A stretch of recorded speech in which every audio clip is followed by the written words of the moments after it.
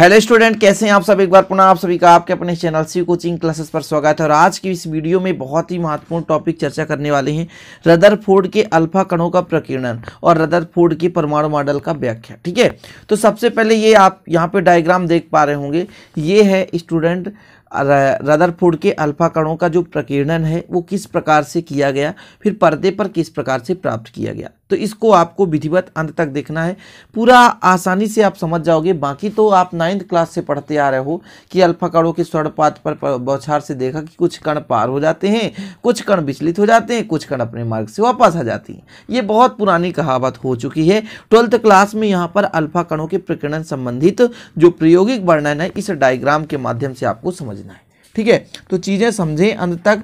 थोड़ा सा लंबा हो सकता है, हालांकि ज़्यादा लंबा नहीं होगा, तो बेसिक से समझाने की कोशिश करूंगा। ठीक है, तो सबसे पहले समझते हैं स्टूडेंट, ये आपके पास एक है ना, जहाँ पे हम कोई भी ऐसा पदार्थ रख सकते हैं जहाँ से रेडियो एक्टिव पदार्थ निकल सके, अर्थात अल्फा कण वहाँ से निकल सके। तो अपन क्या करते हैं कि सर्वप्रथम एक आपके पास बॉक्स होता है। ठीक है, बॉक्स होता है और बॉक्स में एक छोटा सा छिद्र होता है। इस बॉक्स में स्टूडेंट एक ऐसा पदार्थ रखते हैं जैसे रेडान या पोलोनियम।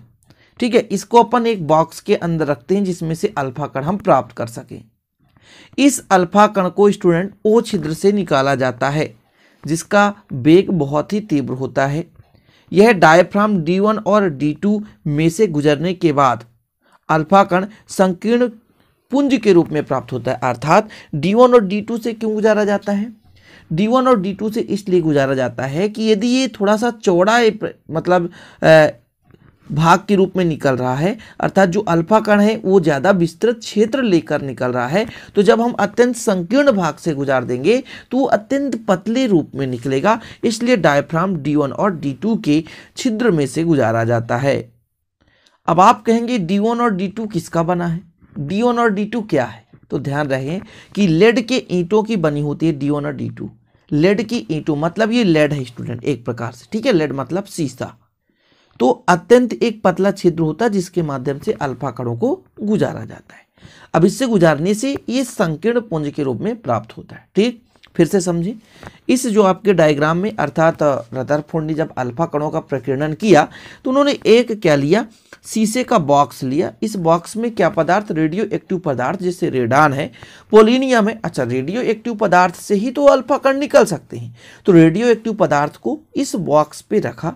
ठीक है, इसमें एक छोटा सा छिद्र है जिसमें से अल्फा कण तीव्र वेग से निकल सकता है। इस अल्फा कण को कहाँ से गुजारा जाता है? तो डायफ्राम D1 और D2 से गुजारा जाता है।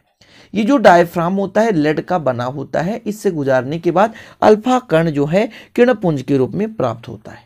ठीक, ये जो D1 और D2 से निकलने वाला अल्फा कण जो प्रकाश मतलब एक पुंज के रूप में प्राप्त होता है, इसको एक पतली पन्नी G से गुजारा जाता है। अर्थात एक पतली पन्नी G पर आपतित होता है। G पर आपतित होने के बाद स्टूडेंट ये जो स्वर्ण मतलब एक प्रकार से आपतित होने के फलस्वरूप ये कहीं ना कहीं तो जाएगी, तो इसको एक पर्दे पर प्राप्त किया जाता है। ये पर्दा है, एस क्या है? एक पर्दा है। तो पर्दे पर जब डालते हैं, जिस पर्दे पर जिंक सल्फाइड की परत चढ़ी होती है, तो इस पर्दे पर जब ये पहुंचता है स्टूडेंट तो इसका प्रस्फुरण उत्पन्न होता है, मतलब प्रतिदीप्त उत्पन्न होता है। समझ पा रहे हैं? और जिसको हम एक सूक्ष्मदर्शी एम की सहायता से देख पाते हैं। तो प्रकाश किरणें हैं, ये थीटा कोण बनाते हुए आपतित हो रही है। ये देखिए ऐसा, और प्रकाश किरणें आपतित हो सकती है ना, जरूरी नहीं कि एक ही आपतित हो, ऐसा। तो ये आपका एक प्रकार से यहाँ सूक्ष्मदर्शी जिसकी सहायता से देखते हैं, और यहाँ पे अपन ऐसा कर सकते हैं, ऐसा आप कर सकते हैं। ओके, तो यहाँ पर आपका पर्दा ऐसे G एक पतली पन्नी है, बहुत ही पतली पन्नी होती है स्टूडेंट, 10⁻⁻6 सेंटीमीटर। कितना होता है? 10⁻⁻6 सेंटीमीटर। ये पतली पन्नी होती है जिसमें आपतित होती है, और इसके बाद इसका प्रस्फुरण यानी प्रतिदीप्त कुछ ना कुछ हमें दिखाई देता है। तो इस प्रकार से हो गया। पुनः एक बार समझने की कोशिश करें। प्रस्फुरण का अर्थ होता है प्रतिबिंब, अर्थात जैसे चमक दिखाई दे रहा है ना, कोई पदार्थ है वो चमक रहा है, मतलब कुछ ना कुछ यहाँ पर ज्ञात होता है, कुछ ना कुछ चीजें प्राप्त हुई है। ठीक है, तो फिर से समझें, कोशिश करें कि अपन क्या करते हैं, रेडियो एक्टिव पदार्थ लेते हैं, चाहे रेडान ले लें, चाहे पोलोनियम ले लें, या पोलोनियम जिसको बोलते हैं। इसको अपन शीशे के एक बॉक्स पे रखते हैं। इस बॉक्स में एक छिद्र O होता है जिससे अल्फा कण तीव्र वेग से निकलता है। इस अल्फा कण को D1 और D2 मतलब लेड से बना हुआ एक पात्र होता है, उपकरण होता है जिसमें अत्यंत पतला छिद्र होता है। इससे हम अल्फा कणों को गुजारते हैं जिससे अल्फा कण संकीर्ण किरण पुंज के रूप में प्राप्त होता है।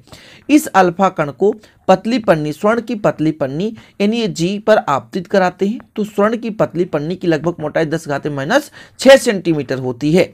यह प्रकीर्णित अल्फा कणों को एक पर्दे S पर डाला जाता है जिसमें एक सूक्ष्मदर्शी M लगा होता है। जब ये पर्दे पर पहुंचती है तो चमक उत्पन्न करती है। स्टूडेंट, इस चमक को हम सूक्ष्मदर्शी M की सहायता से देखते हैं। गाइगर मार्सडन प्रयोग, गाइगर ने भी इस पर सहयोग किया था। समझ रहे ना, अर्नेस्ट रदरफोर्ड ने 1911 में किया, लेकिन अकेले नहीं कर लिया उन्होंने। गाइगर थे, मार्सडन थे, उनके सहयोगी, इसलिए इसको हम गाइगर मार्सडन प्रयोग भी कहते हैं प्यारे भाइयों। ओके, समझ गए ना चीजें। एक बार और लास्ट बार समझाता हूं कि क्या है स्टूडेंट। ये आपका एक बॉक्स है, कांच का बॉक्स है, शीशे का बॉक्स है। इस पे रेडियो एक्टिव पदार्थ जैसे रेडान, पोलोनियम इस शीशे के बॉक्स पे रखा जाता है। इसमें छोटा सा छिद्र होता है वो, जहां से तीव्र वेग से अल्फा कण निकल सकता है। स्टूडेंट, इस अल्फा कण को डायफ्राम D1 और D2 से गुजारते हैं।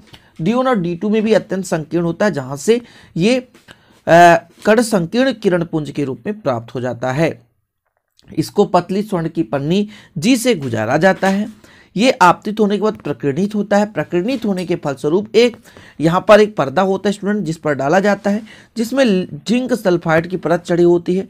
अल्फा कण जो होता है एक चमक उत्पन्न करता है, प्रस्फुरण उत्पन्न करता है। इस प्रस्फुरण को एक सूक्ष्मदर्शी M की सहायता से देख लेते हैं। क्वेश्चन कैसे आएगा भैया, अल्फा कणों के प्रकीर्णन संबंधी रदरफोर्ड के प्रयोग का वर्णन कीजिए तथा प्राप्त परिणाम का महत्व बताइए। तो स्क्रीनशॉट ले लो आप लोग। ओके, स्क्रीनशॉट ले लो, मैंने जो समझाया वही चीज यहाँ पे लिखा हुआ है। इसके बाद आपका ये हो गया स्टूडेंट। तो स्क्रीनशॉट इतना ले लो। इसके बाद आपको क्या करना है, प्रेक्षण समझना है। तो ले लिया आपने स्क्रीनशॉट, तो चलिए शुरू करते हैं प्रेक्षण। प्रेक्षण में उन्होंने क्या बताया और प्रेक्षण में क्या बताया, तो इस डायग्राम के माध्यम से आप समझोगे। ये प्रेक्षण है, स्क्रीनशॉट लेना तो ले सकते हैं। चलिए, यहां पर बताया अधिकांश अल्फा कण पन्नी को पार करके सीधे निकल जाते हैं। कुछ अल्फा कण छोटे कोण से विक्षेपित हो जाते हैं। कुछ अल्फा कण 90 डिग्री से अधिक कोण पर विक्षेपित हो जाते हैं और कुछ अल्फा कण वापस लौट जाते हैं। ठीक है, अब इसको डायग्राम के माध्यम से समझें। कुछ अल्फा कण सीधे चले गए, कुछ अल्फा कण विक्षेपित हो गए, कुछ अल्फा कण वापस आउट हो गए। और जो बात कर रहा है कुछ अल्फा कण 90 डिग्री, इस प्रकार से, ऐसा आप समझे, ऐसा। तो जो इस प्रकार से 90 डिग्री से भी अधिक कोण पर क्या होता है, विक्षेपित होता है।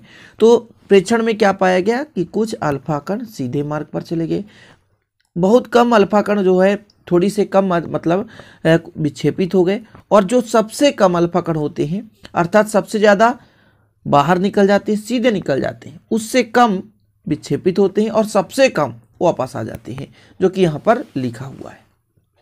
ओके, चलिए निष्कर्ष क्या निकला कि यदि सीधे निकला जा रहा है तो कहीं ना कहीं वहां पर खोखला भाग होगा। भाई जाने के लिए यदि सही रास्ता है तो सीधा निकल जाएगा। तो चूंकि अधिकांश अल्फा कण पन्नी को पार करके निकल जाते हैं, इससे पता चला कि परमाणु का अधिकांश भाग क्या है, खोखला है। दूसरा, धनावेशित अल्फा कण प्रक्षेपित हो जाते हैं, अतः परमाणु के अंदर धनावेशित होना चाहिए। कोई भी चीज स्टूडेंट कब प्रतिकर्षित होता है, जब समान आवेश होगा। यदि अल्फा पे धनावेश है तो कहीं ना कहीं उसके अंदर भी धनावेश है, तभी तो वो विक्षेपित हो पा रहा है।